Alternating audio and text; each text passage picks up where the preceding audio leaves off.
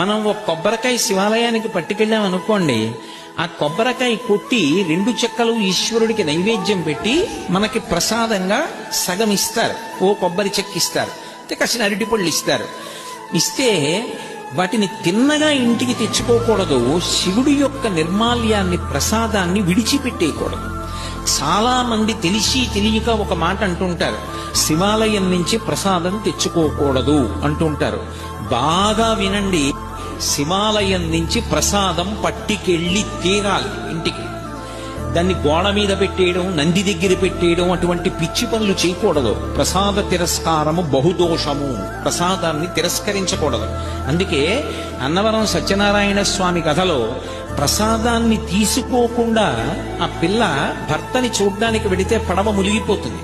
ఒక కథలో ఏమిటి, ప్రసాదం తినకపోతే పడవలో ముంచేసేటంతటి పైశాచిక